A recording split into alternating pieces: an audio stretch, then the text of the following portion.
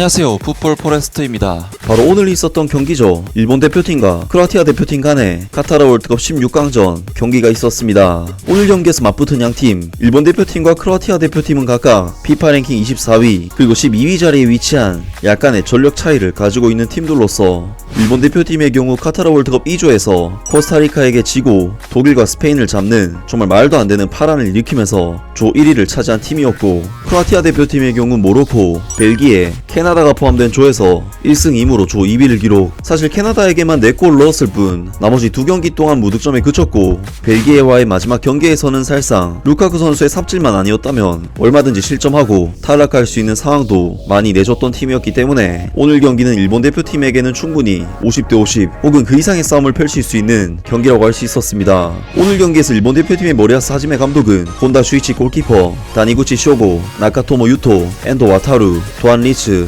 모리타 이데마사, 이토 주냐, 카마다 다이치, 도미야스 타케이로, 요시다 마야, 마에다 다이젠까지 지난 스페인과의 경기에서 영웅적인 활약을 펼쳤던 도안 리스, 그리고 부상으로 인해 전력에서 이탈했던 도미야스 타케이로 선수가 드디어 선발 라인업에 복귀하면서 사실상 일본 대표팀의 진짜 1군 라인업이라고 할 수 있는 풀 전력으로 크로아티아 대표팀을 상대했고, 크로아티아 대표팀은 캡틴 루카 모드리치 선수를 포함 이반 페리시치, 데안 로브렌, 안드레이 크라마리치, 마르첼로 브로조비치, 요스코 그바르디올 등 역시 빅리그 빅클럽에서 활약하는 크로아티아 대표팀의 핵심 선수들을 죄다 출전시키면서 일본 대표팀을 상대했습니다. 오늘 경기에서 일본 대표팀은 크로아티아 대표팀을 상대로 역시나 거의 대등한 경기를 펼치면서 경기력적인 측면에 있어서 거의 밀리지 않는 경기 내용을 보여줬고, 흐름 자체는 약간 크로아티아 쪽에 내주면서 전반전 6대4 정도의 싸움을 가져가긴 했지만 위협적인 찬스를 전혀 내주지 않으면서 후방에서부터 굉장히 안정감 있는 경기를 펼친 끝에 전반전 43분 도안 리스 선수의 크로스에서 나온 세컨드 볼을 마에다 다이젠 선수가 마무리 지으면서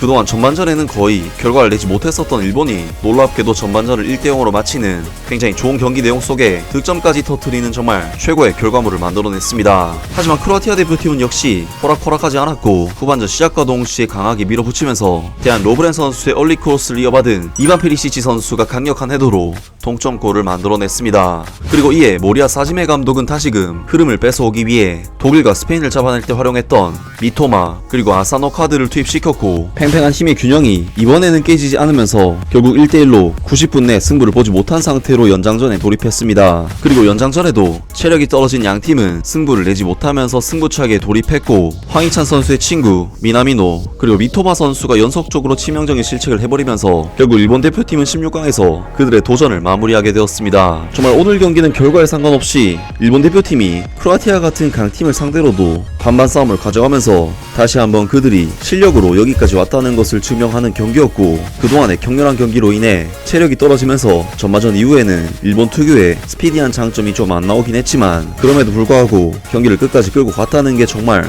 또 다른 일본 축구의 강점을 보여준 경기가 아니었을까 싶은데요. 오늘 경기 일본 대표팀과 크로아티아 대표팀 간의 카타르 월드컵 16강전 경기에 대한 전세계 축구 팬들의 반응은 어떨까요? 전반전에 일본 대표팀의 공격적인 퍼포먼스가 정말 대단하다, 사무라이 블루는 크로아티아에게 숨쉴 기회를 주지 않았고 그것은 그들의 지배력에 반영되었다, 이 유럽팀은 아직 출발하지 않았고 상황을 반전시키려면 45분의 큰 시간이 필요할 것이다, 일본은 8강에 한 발자국 옮겼다, 일본의 철학은 간단하다, 하드워크, 특히 볼이 없을 때도 크로아티아가 이번 경기에서 동점을 만들려면 일본의 강도에 필적해야 한다, 일본은 이번 월드컵의 진정한 다크호스다, 세네갈과 덴마크는 이미 탈락했다, 일본 너무 좋아, 나는 그들의 경기를 정말 즐기고 있어, 크로아티아의 공격수들은 매우 저조한 경기력을 보였다, 사무라이는 이번 경기에서 이길 자격이 있다, 일본은 매우 잘 훈련되어 있고 리커버리와 압박에 견고해 보인다, 크로아티아는 일본 같은 빠른 발이 없을 수도 있지만 경기를 다시 돌려놓을 수 있는 경험이 있다, 두고 보자, 이반 페리시치는 빅게임 플레이어다, 그는 바르셀로나의 레반토프스키 같은 선수가 아니다, 이제 우리는 크로아티아 영역에 있다, 승부차기를 하면 그들이 이길 것이다, 연장전을 가는 저런 경우에는 크로아티아가 더 유리하다, 이건 정말 엄청난 경기다 등등 많은 전세계 축구 팬들이 일본 대표팀의 크로아티아를 상대로 보여준 뛰어난 경기력에 감탄하는 반응들을 보였고, 역시 경험에 있어서 크로아티아가 앞선 경기였고 일본으로서는 어쨌든 경기 자체는 비겼기 때문에 정말 너무나도 아쉬운 결과였습니다. 아무튼 오늘 영상은 여기까지고요. 영상 재밌게 보셨다면